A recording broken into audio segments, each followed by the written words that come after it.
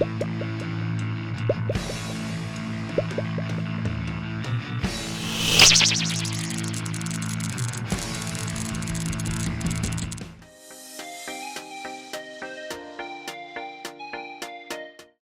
de volta resolvendo questões dos vestibulares da região Centro-Oeste. Estamos na prova de 2023 da Universidade Federal da Grande Dourados e a nossa questão do dia é a questão 37 dessa prova. Vamos lá? Assado, frito, na brasa ou cozido. Não importa. O modo de preparo. O peixe tem espaço garantido na mesa da população de Roraima. No entanto, o hábito saudável e tradicional está ameaçado pelo garimpo ilegal na terra indígena Yanomami.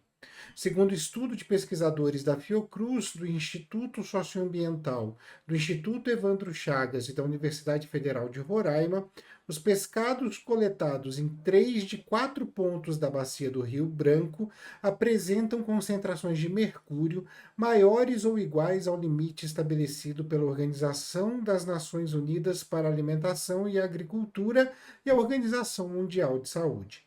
A pesquisa aponta que barba chata, corotaí, filhote, piracatinga e pirandirá são os peixes carnívoros com risco muito alto, que devem ser consumidos no máximo em uma porção de 50 gramas uma vez ao mês.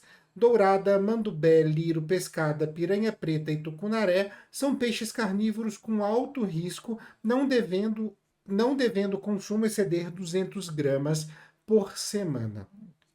Já curimatã, jaraqui, matrinchã, pacu seriam peixes não carnívoros com médio a baixo e baixos riscos, que não apresentam restrições para o consumo e podem ser consumidos em porções de até 300 gramas por dia.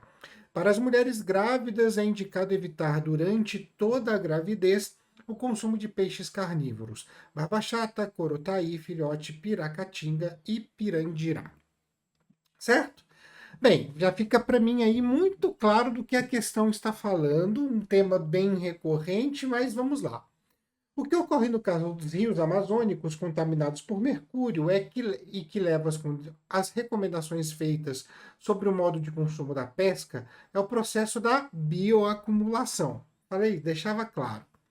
Sobre esse processo, é correto afirmar que substâncias ingeridas. Como mercúrio, são metabolizadas e excretadas no ambiente, poluindo, no caso dos peixes, os cursos d'água e contaminando toda a comunidade dos seres vivos da região.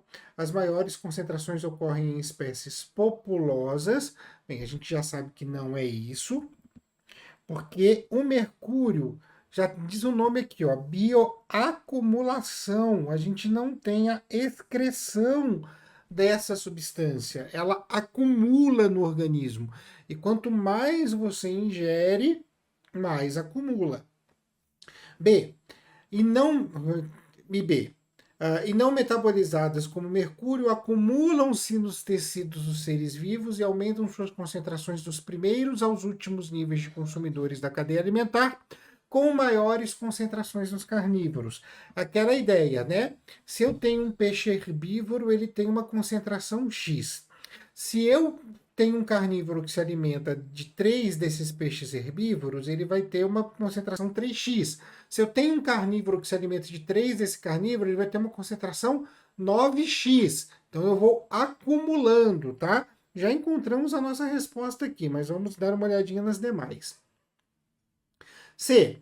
E não metabolizadas como mercúrio, acumulam-se no tecido dos seres vivos, diminuem suas concentrações dos primeiros aos últimos níveis de cadeia alimentar, com menores concentrações em predadores carnívoros. É justamente o contrário, né? Aumenta a concentração, como a gente pôde ver na alternativa B.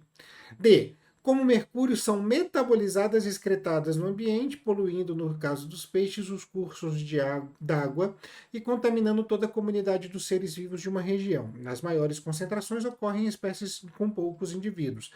Não é uma questão de população, é uma questão de não se metabolizar e acumular. Então já está errada desde o começo dessa afirmativa. E a E, como o mercúrio são metabolizadas e excretadas no ambiente. Por serem biodegradáveis, diluem-se na água, no caso dos peixes, se espalham por imensas áreas que ficam contaminadas e se concentram indiscriminadamente nos tecidos dos seres. Então, a gente já falou, não tem essa metabolização, é um processo de bioacumulação, né? Então, podemos deixar aqui essas todas como erradas e fechar mesmo na alternativa B como alternativa correta.